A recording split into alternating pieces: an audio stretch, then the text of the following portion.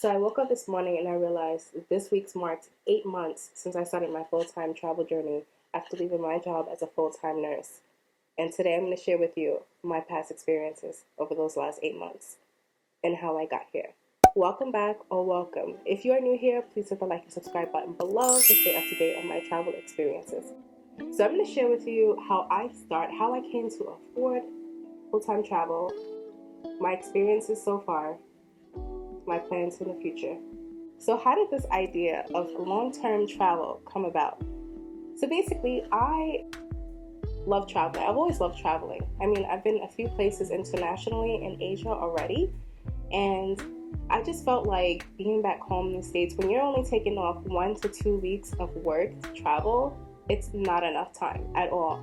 And sometimes you can't even get that time off, especially at my job. We had 4 weeks technically. Some places would allow you to have 4 weeks of vacation time, but most of the time you put in for that vacation, it wouldn't be approved anyway. So taking 1 to 2 weeks at a time was never enough, because when you're traveling to Asia, sometimes your flights are like 20 hours, and by the time you get there, you already lost one whole day. And then think about when you come back, you're jet lagged. So it's like you need time to recover. So I just knew those short period of times of spending on a vacation was not enough for me. I needed to do this full time. So when I met my boyfriend, he had the same interests that I had. He wanted to travel full time, and he actually did so before. He quit his job and he traveled for 6 months right before meeting me. And we used to sit there and map out 3 to 6 months up at a time, trying to figure out the places that we can go to and how much everything would cost. But instead of taking 3 to 6 months, I ended up quitting my job in New York, moving to New Jersey in search of a new job. And we decided to take a 1-month trip before I even decided to take on a new job at that time. I remember standing on the streets of London and getting a phone call from this job, and they said, "Hey, we want to offer you the job." And I said yes. The silly girl in me said yes when I know that I should have said no. But I said yes. And when we came back, it was February, like mid-February or so, and then March hit, and so did the pandemic. That pandemic played me for a fool, yo. So during the time of the pandemic, and since we figured that it would be going on for probably another year, I decided to take the time to pay off all of my debt and save up as much money as I could, and then also budgeted and basically tracked every penny that I spent.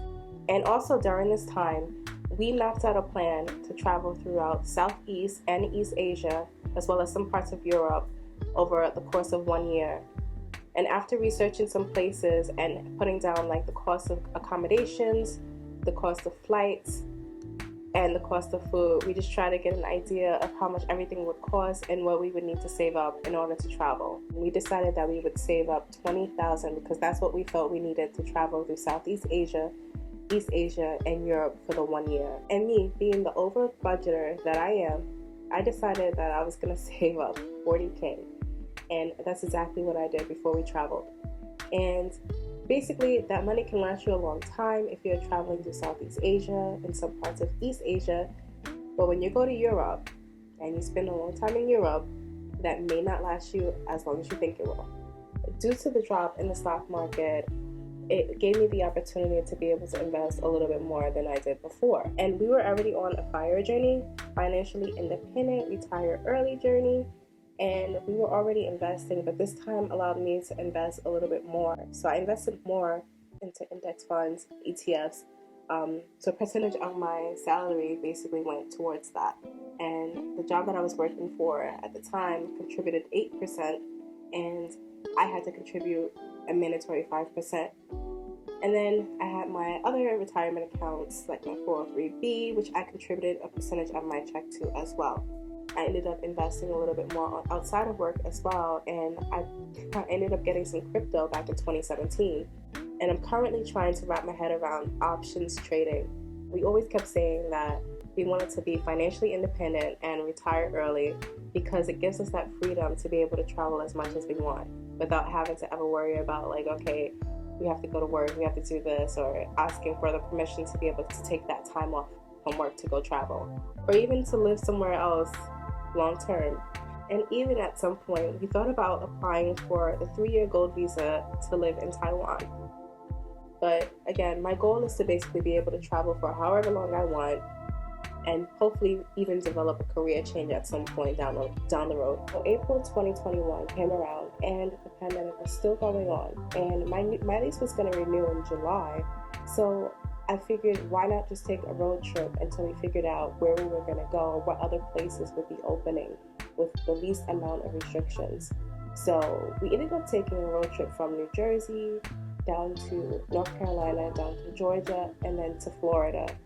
And it was probably the best month that I spent just traveling on just the East Coast up and down the U.S. And it was a lot of fun. I mean, I did a lot of different things. It was pretty cool. When I was in North Carolina, I even stayed at this little tiny house and I was feeding animals on the farm. So it was a pretty cool experience overall. And then when we left Florida, we just headed back up the East Coast.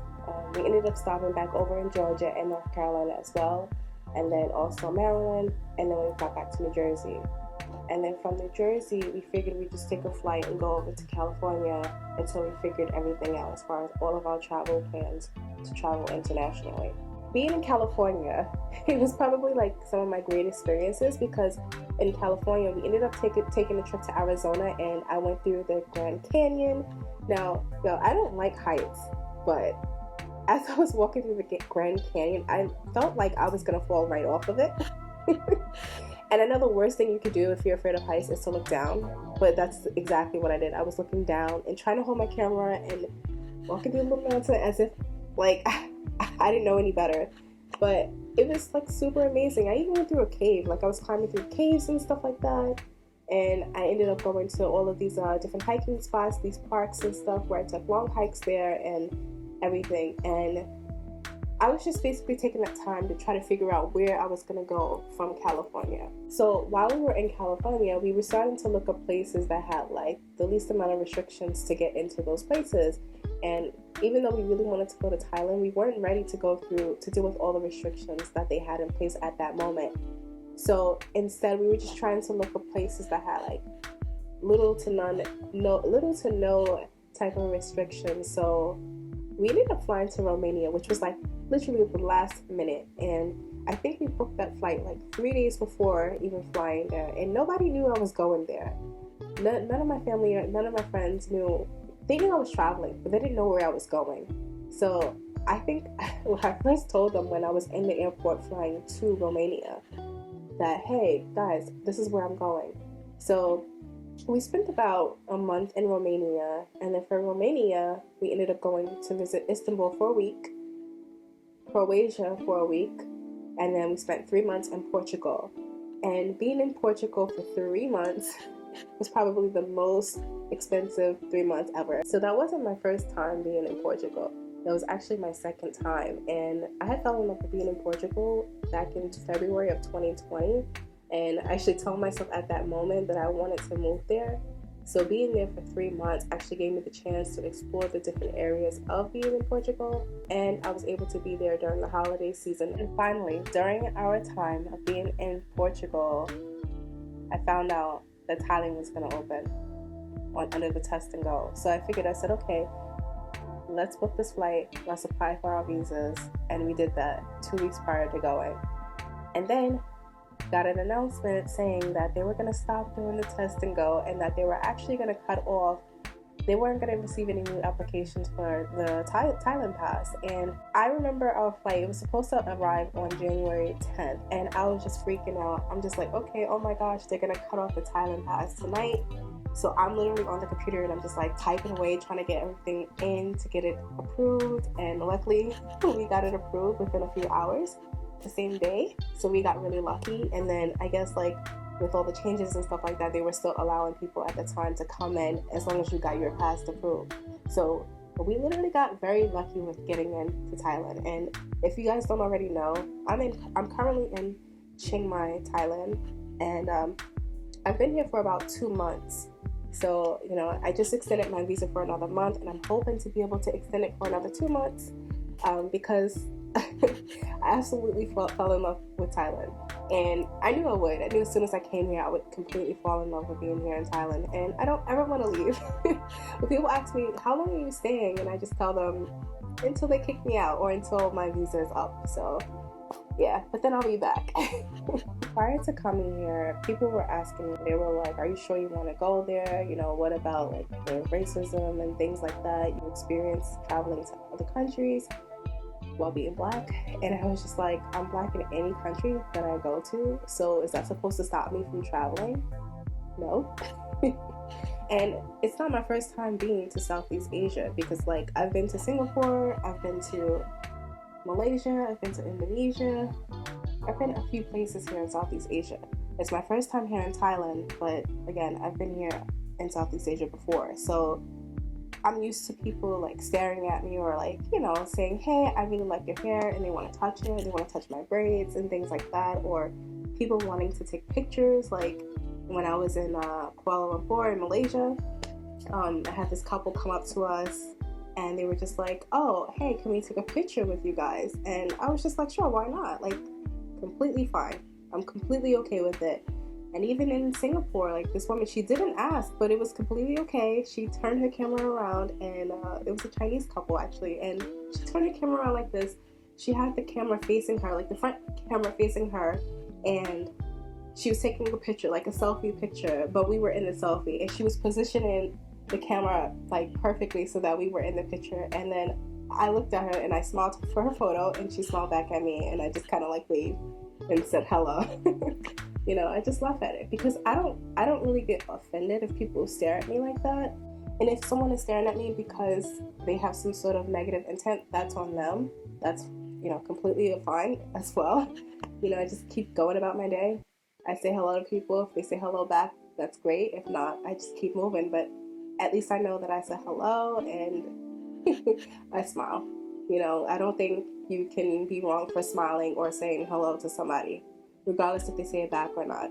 And I've developed like such a minimalist lifestyle of being here, but I have to say, like I have to admit, being black, having the natural hair, it's very difficult because it's hard for me to find hair products. Like my hair is very curly. You guys haven't seen it, but my hair is very curly. And it's hard for me to find certain products that I need to keep my hair looking the way I want it to. And with all this heat and humidity here in Thailand, like, who wants to deal with that every day? Like, not me. So another issue that I have is like finding clothes here because I am so tall, and there's some dresses that I want, but then they're way too short on me, or they just don't fit me in the right places, and I'm just like, all right, whatever. So that's actually helped me in a positive way.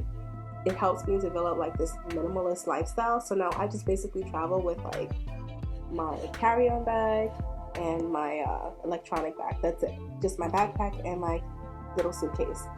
So I mean, that's how I started this travel. Like if you knew me from like a while ago, when I first started traveling, I had like this big suitcase, and it's like, who needs this big suitcase? And I mean big suitcase for like 1 week trip, and I didn't wear half of the stuff that I brought with me. So I knew from that day, I was like, never again will I want to check a bag. And since that day, I didn't. There's like a few things that I did stock up on. Hair products weren't one of them, which I probably should have. But again, I don't want to like overload my suitcase. So I said to myself, I want to make this as simple as possible. But I did pick up a lot of makeup products, like so just different sort of like cosmetics and stuff like that. And don't know why, because I don't think I have put on makeup since I have been here in Thailand. Like, I don't know how some women do it here, but the way, like, I mean, like this every second. So for me to put foundation on, it's like a no. Maybe some mascara, things like that, but you know, but for some reason I cannot seem to get rid of it, because I know if I get rid of it, it's gonna be so hard to find my shade. So I just hold on to it. So I honestly feel like that's probably like what takes up most of the space in my bag, because for the most part, like my clothes are just pretty simple. Like I just literally throw something on and walk about and don't even have to think twice about it. But some of the best experiences had to be from trying all of the delicious food. And when I was in Romania, I actually tried this really delicious dessert, which is called papanash. And it has like this, it's like a donut basically with sour cream and like some sort of jelly sauce on top of it. And guys, when I say that was so delicious, My goodness. I had to show you a picture of it because look at this. How delicious does this look? It's so good. And then I remember also having this, it was like a stuffed cabbage with minced meat on the inside and polenta on the side with sour cream as well, which is, oh my gosh, to die for. So I mean, being like that's the one thing that I love about traveling. It's just like eating some of the food, and even in Portugal, like Portugal is like a lot of fresh seafood. And in Porto is the northern side of Portugal. I tried this dish. Basically, it's like francesinha, and it's like a sandwich basically, and it has like meat. So it has ham. I think it has like roasted meat or something, and it has like cheese, a lot of cheese. I'm a huge fan of cheese, and egg on top, and that's actually drizzled. It's actually drizzled with like a wine sauce, which is so good. Like just thinking about it right now makes me want to go back there so I can eat it again. But yeah, and then I don't even like hot dogs. Like that seems to be like a big thing in America, like for like barbecues or cookouts or whatever you want to call it. People have hot dogs. I'm not a huge fan of hot dogs, but when I went to Portugal and I had this like hot dog with cheese on it, with some spicy oil on it, delicious, so delicious. And then of course, if you know anything about Istanbul, Turkey, you know when you go there, it feels like you're in food heaven. But Thailand is another foodgasm waiting to happen. But I could tell you that coming to Thailand was no easy experience at all. I mean, when I was trying to book my trip, like my card kept getting denied. And I was just like, what is wrong with my card? So like when I would go to book the trip on Emirates website, it actually looked as if it processed, but then I would get an email saying that the payment didn't go through or that the payment couldn't get processed. So I had to call them up and I'm just like, run it again. And they were just like, oh, you know, you have to contact your bank and everything like that. So it was literally like a back and forth process multiple times, and then it finally went through. So yeah, I don't know where this whole like travel journey is gonna take me, but you know, we've been actually talking about like how we wanted to visit Cambodia, we wanted to visit Vietnam, but who knows, we might even go back to Malaysia, or we might go back to Taiwan or Singapore or Japan. Who knows? I don't know where this is going to take me, but I would definitely like to visit somewhere new. When we went to Taiwan, it was like for like 24 hours, so it wasn't even for a long period of time. So I would love to go back and visit Taiwan again as well, or South Korea. But I don't know, stay tuned. Who knows where we'll end up next. But if you haven't done so already, which you should have done in the beginning of the video, hit the like and subscribe button below. Okay? And I will see you in my next video. Bye now.